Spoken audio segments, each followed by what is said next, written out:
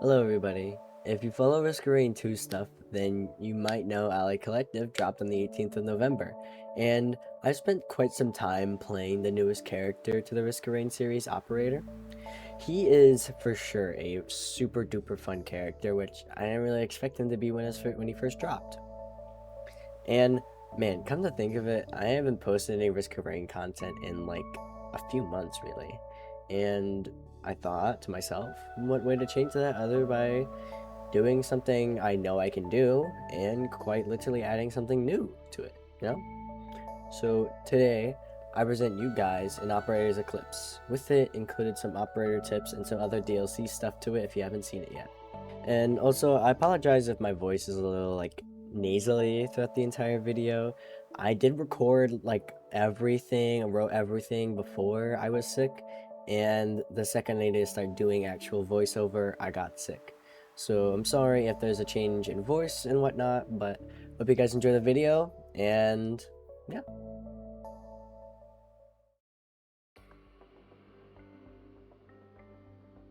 So before I even start with any of the eclipses, I kind of want to give Operator an overview for those who really don't know anything about him, or to give you guys a little bit more knowledge about it. So he, like most survivors, have a passive ability which allows him to start with 2 different drones of your choosing. You can choose to have a gunner drone, medic drone, or one of the newer drones added, transport drone. Each of these drones will have different names than you're used to the randomly generated ones, which gunner drones will have crosshair, medic drones will have dock, and transport drones will have CHRP, or simply chirp. So his primary is a bit odd. In theory to the description, Operator has 4 stages of raising damage indicated by the amount of charges he has. So we would believe the more charges, the higher damage, right? Well, when getting footage to showcase the primary, I found it really doesn't matter how many charges you have besides the first 2. Operator's crosshair shows you the charge rate of the primary with dots under the crosshair. 0 dots show 1 charge, outputting a weaker shot. After that, the 1, 2, and 3 dots all do the same damage no matter which they charge, which really wouldn't make sense in the description of the primary fire. Though, I must say I have no clue if the same logic applies when you level up or get items, as I notice this damage output oddity at level 1. So it's just a theory I'm throwing out there for others to test. For his secondary, I personally like both of his base and alternate versions. For his base secondary, each drone in the game, and yes, every single one, has a special command that only Operator can trigger, with the use of the right click.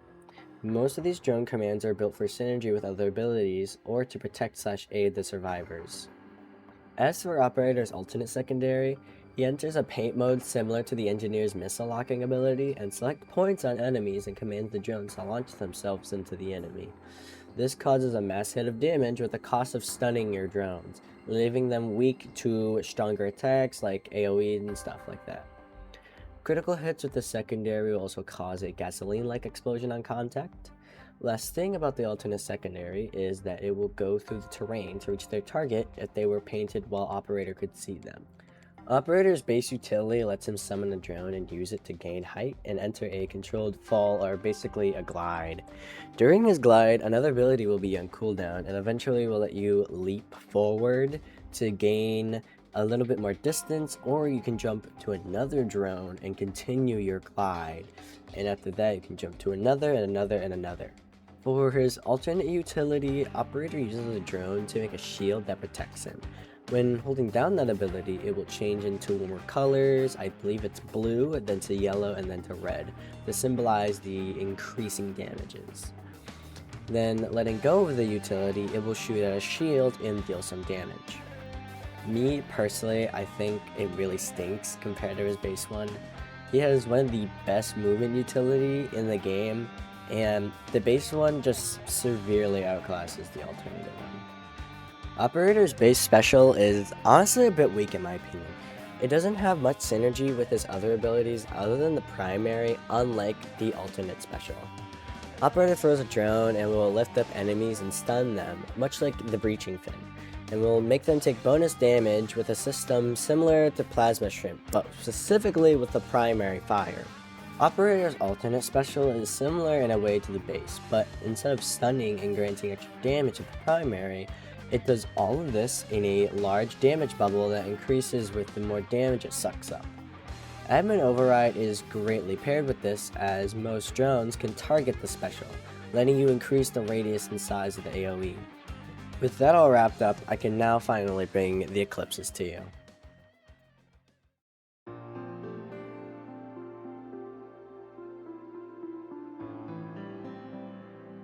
With Eclipse brings modifiers, each Eclipse bringing a harder modifier as you progress.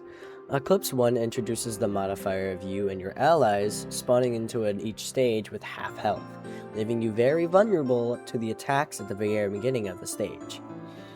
And going into Eclipse 1, I didn't really have an idea what I wanted, or to look for with Operator. I didn't really know any of the DLC content. I think I played at least one run before I even started doing Eclipse stuff. So starting out, I landed on Titanic Plains, picking up whatever I came across, then taking a teleporter to a Phalian Sanctuary, allowing me to get a good base set of items. After that, I arrived on the new stage, Iron Alluvium. Whoa! Oh my goodness, what's going on?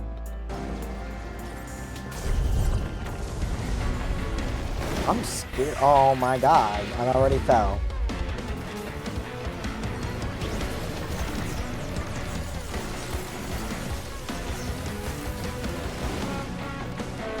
You're supposed to die, right?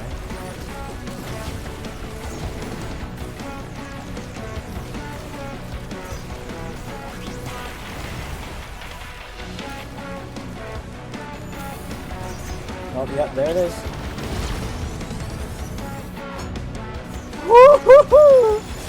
Oh my god. Gotta be careful with his laser. It's so crazy. Oh, he's over there now? I think that's a part of it. Oh yeah, that laser sure is.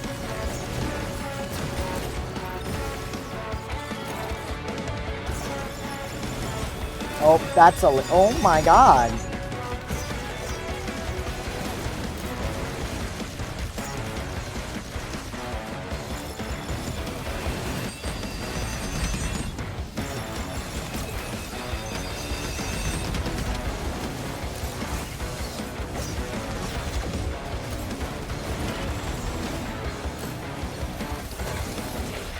Uh-oh. What's the laser?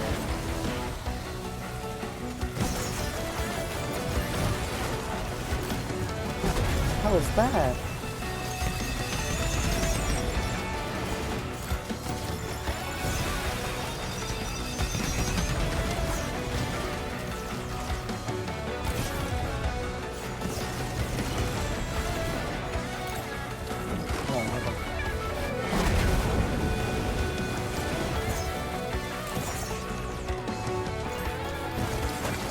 Woohoo! Oh my god. Let's go! I killed it! Damn. Holy cow. That boss is so cool. What is this? Occasionally release a pulse of electricity that energizes allies and makes enemies electrocute damage. Okay. I wonder where this takes us.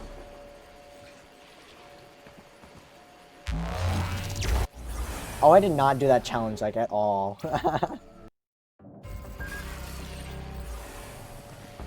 No, it takes me here? Aw, dude, I'm so fried. I'm so fried with this boss. I don't know how to counter it. I don't know how to counter him.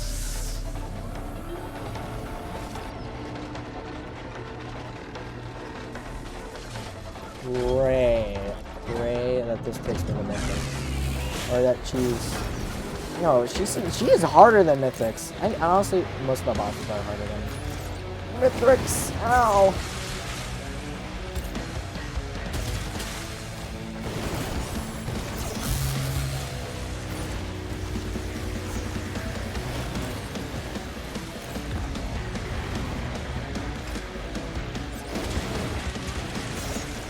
careful. I know when she does that. I can stay close to her.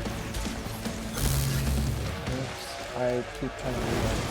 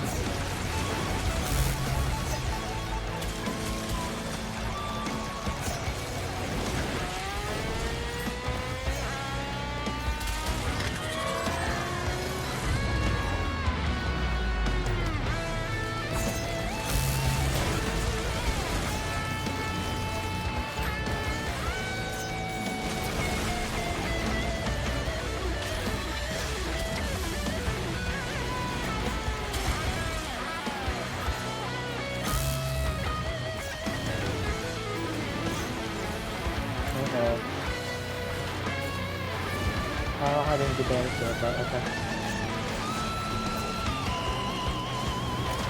Oh, that shit, that's a laser.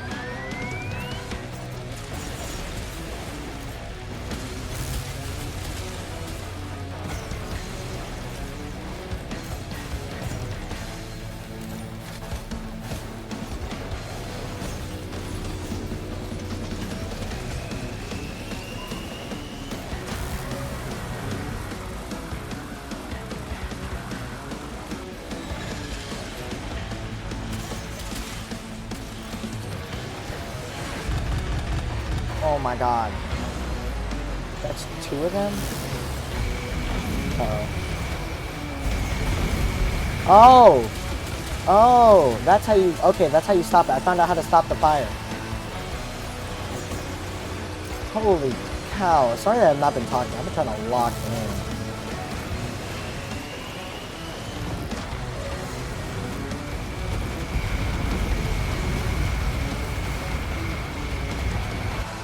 No! Wait! I have the... Okay. I cannot get out of the thing when she does that.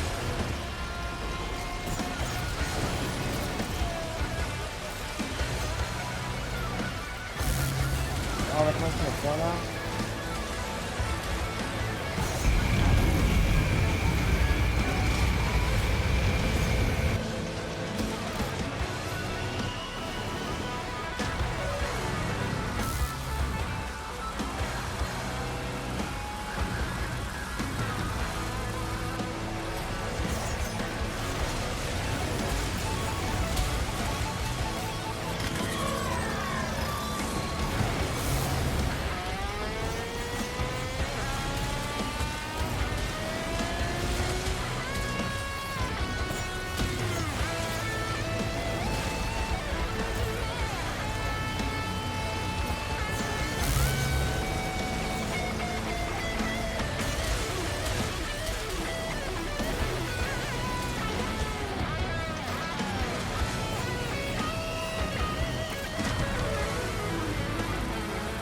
What the?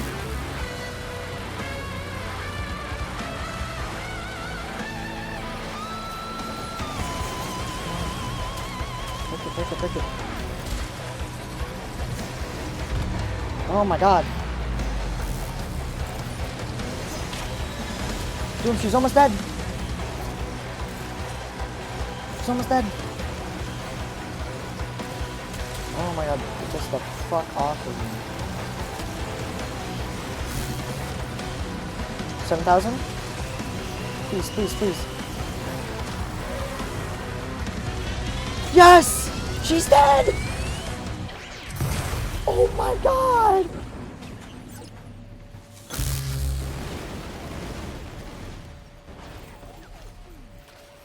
Continue to decrypt the remnants of the collective network needs to be decrypted. Okay. Holy cow!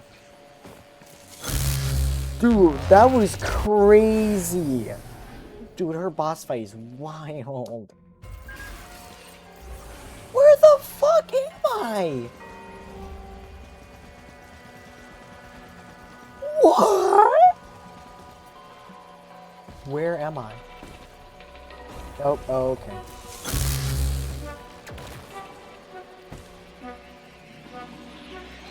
The center detected started awakening sequence, parsing collective lines. Champion recognized commencing bargaining protocol. Yep. Leave an item for the specs and solicitor 6 treasure. Oh, you're a guy. Holy cow. Hey, this is like Newt's shop. Do I leave you this?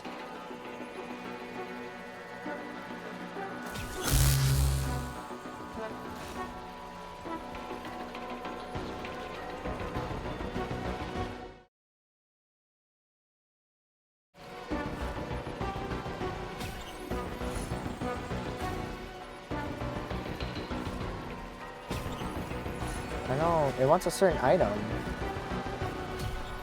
I don't know what though.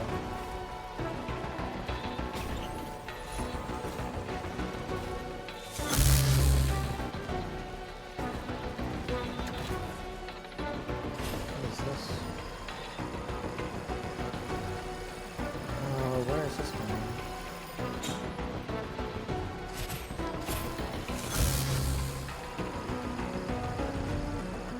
Oh, what is that? Ooh! Is that a red eye?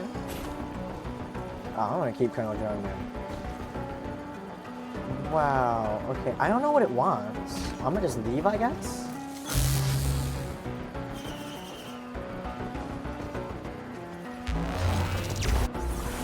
Oh wow, there's layers to this, dude.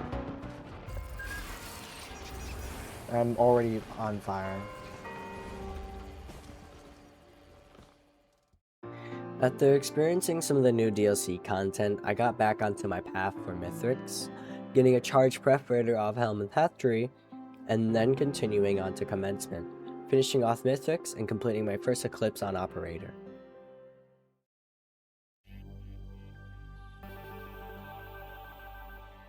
Eclipse 2 brings the modifier of reducing the teleporter size by 50%, which really isn't accurate as the teleporter range is a sphere, and that 50% includes the area below the teleporter, which in most cases really you can't even get to, making it more like 70% smaller on the surface. After Eclipse 1, I still didn't really have a clue on what to build for Operator. My initial plan was items that were similar to Commando, due to Operator being able to shoot quite fast, but still be able to proc stuff like bands.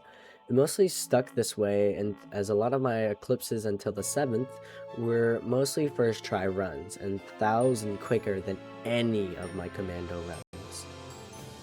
I started off on Titanic Plains, gathering a needle tick with 2 wisps.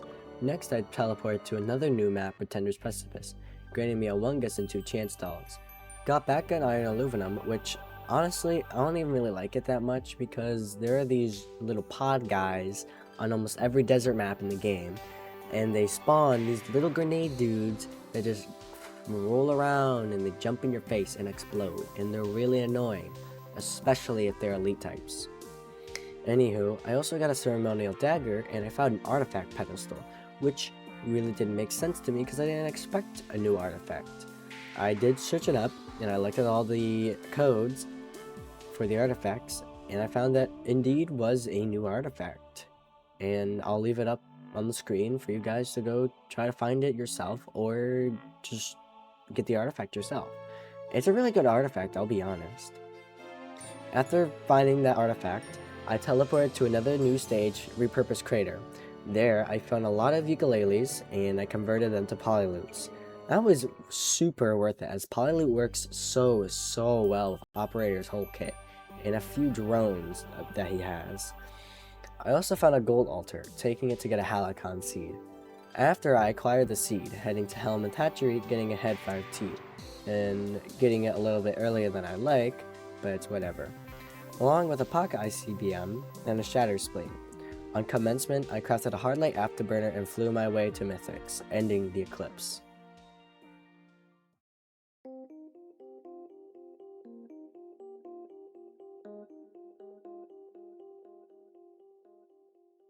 Eclipse 3 introduces the modifier I struggled the most with Commando, making fall damage 100% or 2 times more lethal to the player, but with Operator he has at least 3 different ways to stop his fall or lower the amount of fall damage he takes, 2 of which being his utility and the 3rd his special. Landing on Shattered Abodes and gearing up led me to not having not 1, not 2, but count them 3 ignition tanks with a Wisp in the bottle. And it wasn't even stage 2 yet. Sadly, Abandoned Aqueduct did not give me the same look, as I mostly got hot garbage from it. Acid Pools gave me a bit more of a break with movement items and 3 tougher times, but still gave me a Ben's Raincoat, and nobody likes his coat. Abyssal Depth started to balance out my gray items more and gave me a Runic Lens, which helps way more with Operator than it will ever Commando. And then defeating teleporter bosses gave me 2 Shatter Spleens. While doing all of that, I also found a Halocon Shrine, which gave me a gold portal, so I head through there and I got my Halocon seed. After getting the seed, I arrived to Sky Meadow and instantly used my Tricorn Hunter to get a Molten Perforator. At the Sky Meadow, I tried to craft something at commencement and made a Bottle of Chaos, thinking that was the only red item available. Right after that, I found a 57-leaf clover, and I had used all my green scrap to craft that Bottled Chaos, so unless I wanted to gamble away my green items, which I was not going to do, I passed up the 57-leaf clover, as I couldn't even craft it. After that, I used my Eccentric Vase to skip pillars, and I fought Mithrix, ending the Eclipse.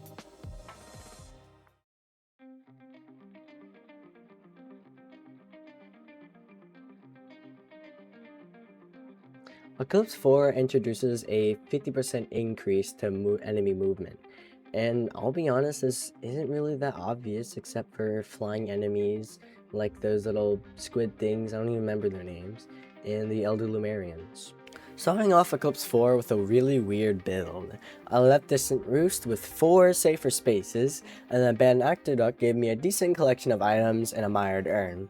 Rally Point Delta gave me 3 encrusted keys, 3 more safer spaces, and a second Mired Urn. Moving to Abyssal Depths, I was granted with the greatest item, 57 Clover from a Shrine of Chance. I also used my key to get a Plasma Shrimp, then using a gold chest to get a Shattering Justice. While all that, I found a gold altar and went to get another Halocon seed. After going through Helmeth, I arrived at commencement and skipped pillars, fighting Mythics and being halfway complete with my Eclipse journey.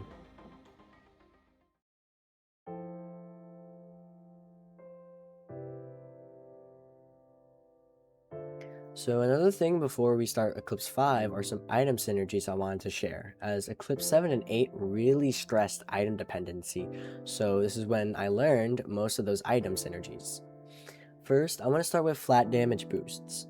Items such as Polyloot and Plasma Shrimp complement Operator's single target damage, as his crowd control is already shockingly amazing.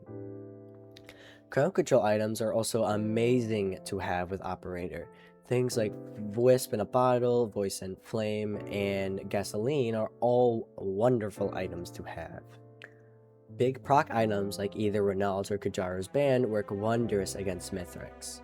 Kujaras can also be paired with Luminous Shot, as you're going to have a lot of drones and a lot of secondary charges.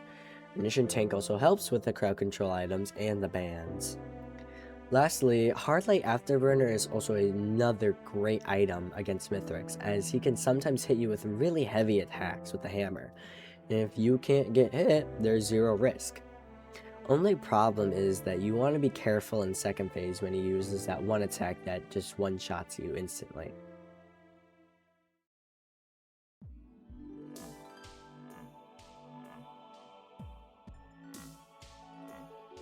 Eclipse 5 introduces a modifier that starts the series of real problems in Eclipse.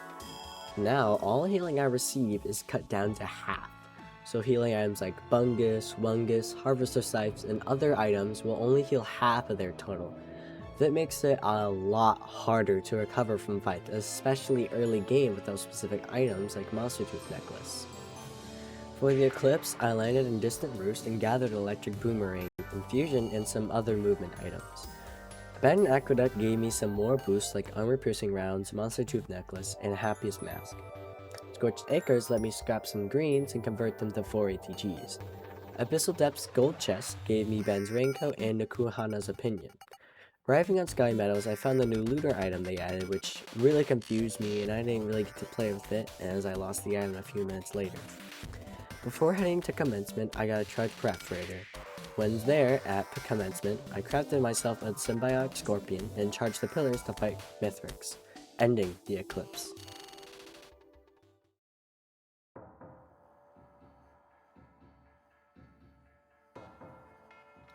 This Eclipse includes some of the worst modifiers, as it helps the game get harder with the series' iconic time-based difficulty by decreasing the enemy's gold drop by 20%.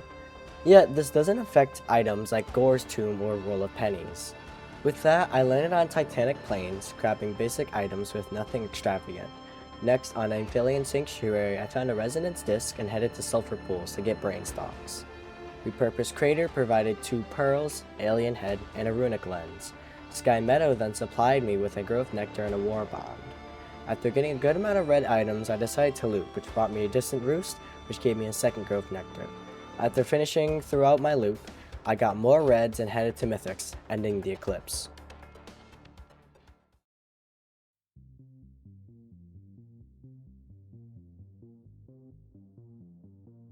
Eclipse 7 introduces another troubling modifier with reducing enemy cooldowns by 50%, or essentially making most enemies attack twice as fast.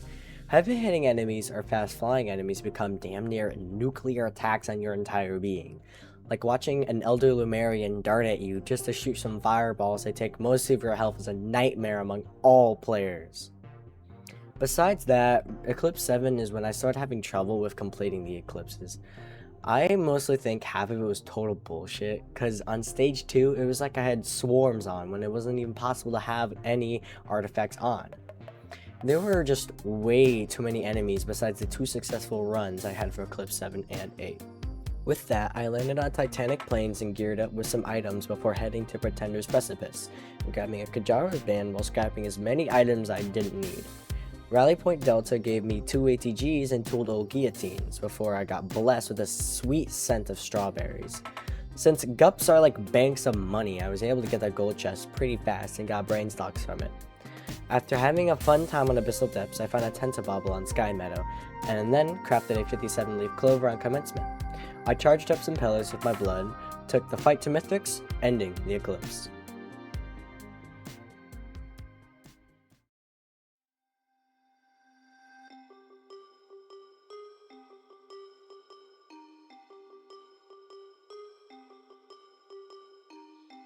Out of all of the Eclipse modifiers so far, Eclipse 8 adds the most misleading and most inflicting modifier by a long shot.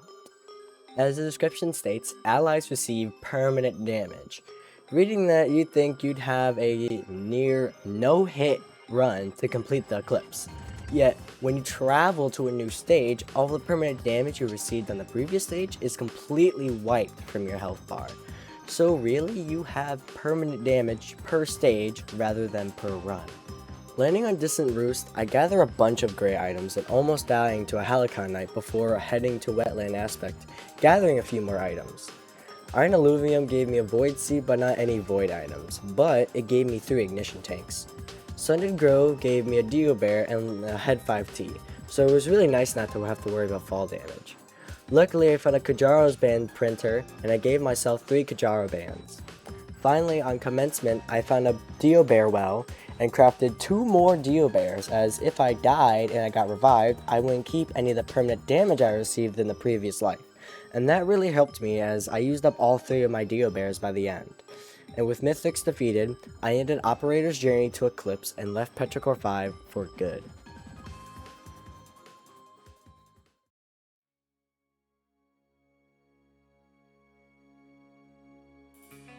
One thing that surprised me about Operator and doing Eclipse is how much easier it is compared to Commandos.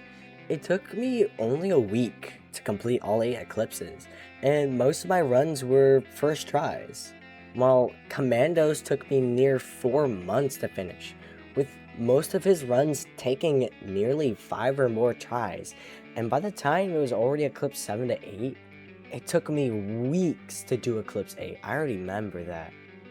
And I'll be honest and say, Operator is a very unique character. He yields a mechanic very unique to him, and it's something Risk of Rain definitely needs compared to some of the older characters.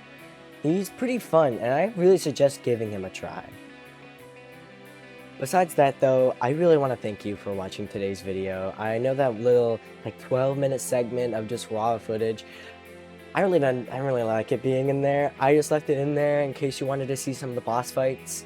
In case you, I don't know, maybe you don't have the DLC and you just wanted to see some of it. You know, I just left it in there. Other than that, I really thank you for watching, and I'm glad this video didn't take me 4 months to make, unlike Commandos. You know, I really tried putting this out for you guys, and yeah, just a whole lot. I'm just really thankful. And if you watch this and you watched it all the way through, I'm, again, very thankful. So, thank you so much for watching, and I will see you soon. I have a new series, I have a new game to play. Even though I was playing Pacific Drive, I have a new game that I actually really want to play instead. So, I will continue Pacific Drive, but this next game will come up, and it's going to be a bit shorter, and I will be able to finish it in a lot shorter of a time. Because Pacific Drive is 20 hours long. And this game I want to play, it's 4 hours long. I could do it in a 2-part video, probably. I don't know, I'll see. And I'll get it out to you guys as soon as I can. I just want to do it when I'm not sick. So I'll try to hurry up and not be sick for you guys. But yeah, thank you so much for watching, and I'll see you in the future. Goodbye.